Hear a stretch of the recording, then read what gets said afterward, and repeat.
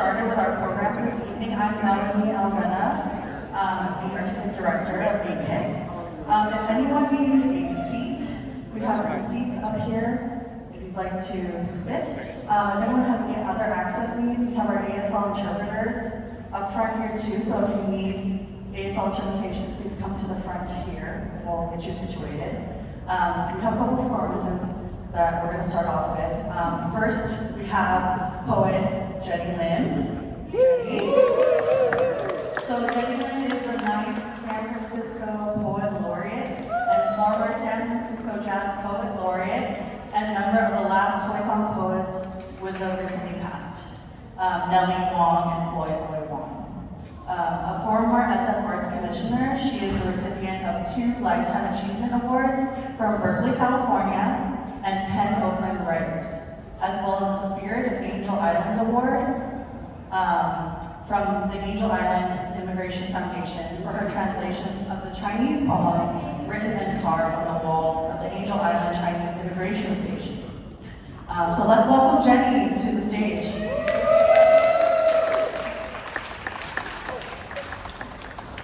Congratulations, APIC, for another wonderful year of supporting emerging artists and organizations. I have been in the front lines with KSW, APIC, Asian Improv Arts, and all the artists that are showing their work here. It's just astounding how much you built up. I mean, when we started grassroots, we never had gallery shows. We didn't have poetry readings. We were dismissed. We were erased. We were told that our poetry was just political diatribes and propaganda, and that all we were concerned about was our identity politics. And lo and behold, we're here. We're celebrating our lineages.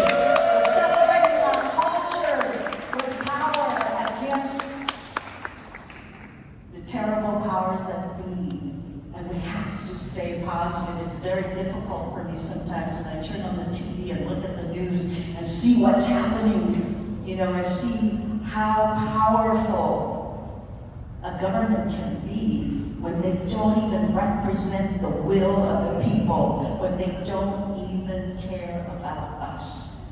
And tonight, I really want to celebrate people that have really touched my life and who I lost just this last month. Flo Oil Wong, who was one of the co-founders of AWA, and her sister Nellie Wong, who passed away just months before her. And they were part of the last Voice on Poets, the 3 of us. We wanted to celebrate our lineage and our heritage as Voice on people, because we represented the first wave of immigrants who came to these states. And when I helped to translate the poems on Angel Island, I realized that these were from the villages where my parents came from, around the Pearl River Delta, and we were the peasants. And now, with Mandarin becoming the standard spoken and written language in China, all of our kids are losing their culture and their language from that area. And so I want to dedicate these poems to Nellie Wong, who fought for workers. She was a member of the Freedom Socialist Party, and she wrote poems about her restaurant years. She and Flo grew up in Oakland, Chinatown, and she was a feminist before most of us were, many of us, not me, but many of you were even born. She was a feminist. And Flo Oil Wong, she didn't become a poet until she was 80. She was a visual artist. And that goes to show you, it is never too late to embrace your voice and your talent. This is Journey to Cloud Mountain for Nellie.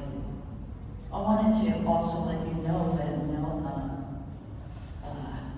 Flo's husband is right here holding his cell phone. He said, Ed, I went to Melody. And Flo's daughter, Felicia. Beautiful Felicia. He's here with us. He came up for Nellie. In the dead of night, the palm trees shudder before the roaring wind. Wamu, the dragon king, sweeps through the Embarcadero, his long tail glistening as it dashes against the causeway, leaping to the seawall where it splashes into swirling foam. The wolf moon disappears behind a gray blanket of clouds, and the winds howl on this long winter night, echoing the wolf's cry for food and mate, the necessities of life.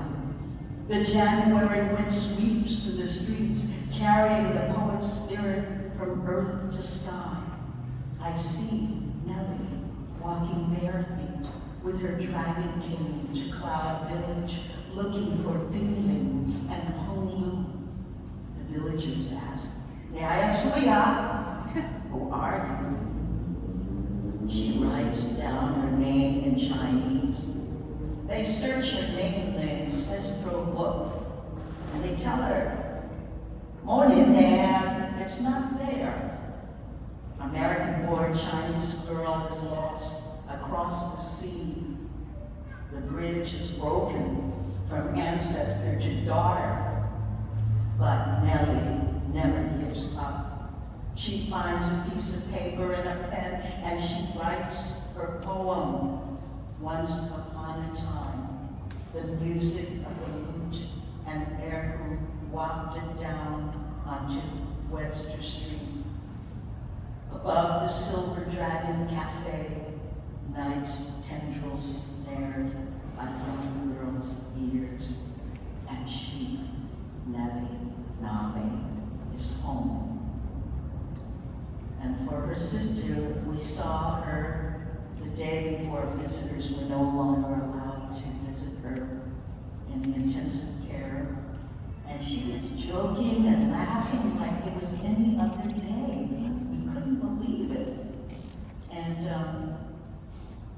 she even like trashed Trump and said, "Oh, don't even talk about it." This is your time. So this is for Flo Oiwang, dreaming of glistening pomelos. Dreaming of glistening pomelos, each lush fruit, a gift of unconditional love for the lucky ones who receives it. On this lucky day, I hold dear the fruit you give without expectation. Taste it with the pleasure of a bee in summer clover. May the space between heaven and earth lift you, Ling Oi, into the great river where across the shore, Sister Nali recites her poems in Hoysala to the sound of the autumn breeze, beckoning us, the last Hoysala poets, to join her in the rousing chorus, lifting her voice higher and ever higher till we all join in. Oh, Mansui. That's what Flo said. Flo's mother said when she was born, good life's work. Oh, Mansui, good life's work. It's true, Flo always says. It's true. And one of the funny things she said, in her bed was that, I really always loved to sing, but then somebody told me I didn't sing in key. But I don't care, I still sing. So I want everyone to join me in a song for her and her sister Nellie. Now they're together with their other sisters. Imagine there's no country, it isn't hard to do. Nothing to kill or die for, no religions too. Imagine all the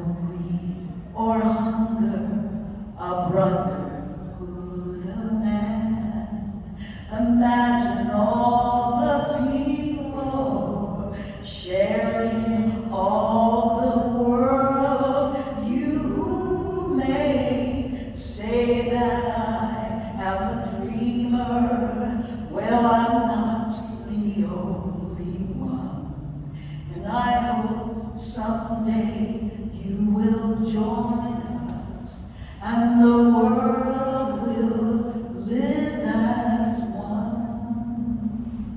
Thank you. It was wonderful.